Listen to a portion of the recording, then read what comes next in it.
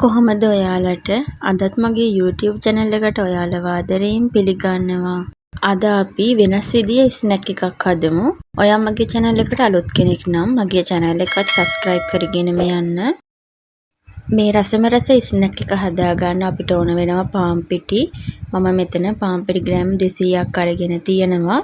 ඒකට මම ලුණු තේ හැඳි කාලකුත් එකතු කරගන්නවා. ඊට පස්සේ අපි හොඳට මේක කවලම් කරගමු. ඊට පස්සේ අපි අයිස් වතුර ටික ටික එකතු කරලා මුද්‍ර පිටිමෝලියක් අනාගමු. වතුර වැඩි කරගන්නේ නැතුව අයිස් වතුර ටික ටික එකතු කරගෙන මේ පිටිමෝලිය අනාගන්න.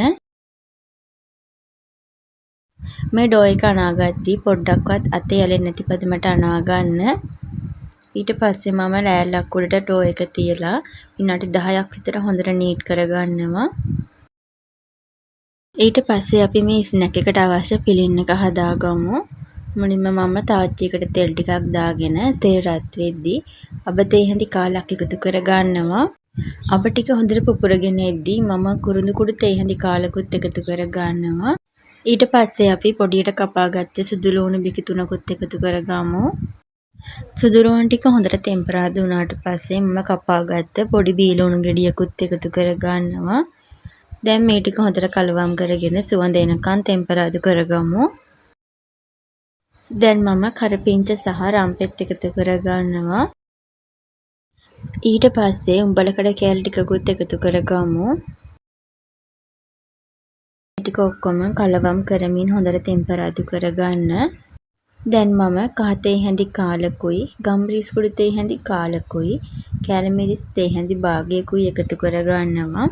ඊට පස්සේ මම සාමාන්‍ය ප්‍රමාණයේ අරගෙඩි 4ක් තඹගෙන ඒක හොඳට පොඩි කරලා මේ විදියට එකතු කරගන්නවා. දැන් අපි රසායන ලුණුත් එකතු කරගමු. දැන් මේ ටික ඔක්කොම හොඳට කලවම් කරගන්න. දැන් මම හදාගත්ත ඩෝ එක මේ විදිහට රෝලින් පින් එකකින් තුනී කරගන්නයි හදන්නේ.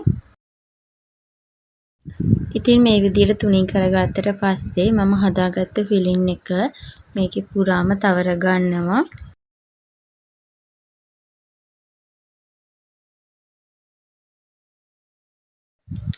අපි හදාගත්ත ෆිලින් එක ඩෝ එකේ මේ විදිහට තවර ගත්තට පස්සේ වීඩියෝ එකේ පේන විදිහට උඩ අතට රෝල් කරගෙන යන්න.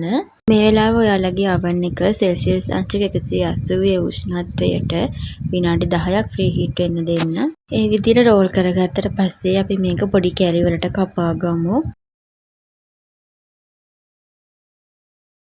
මට මේ ටික බේක් කරගන්න හරියටම විනාඩි 30ක් ගියා. ඉතින් ඔයාලත් මේ විදිහට රසම රස ස්නැක් එකක් දවස තේ වේලාවට හදලා බලන්න. මගේ වීඩියෝ එක හොඳයි නම් මගේ channel එක subscribe කරගෙනම යන්න. හැමෝටම සුබ දවසක්.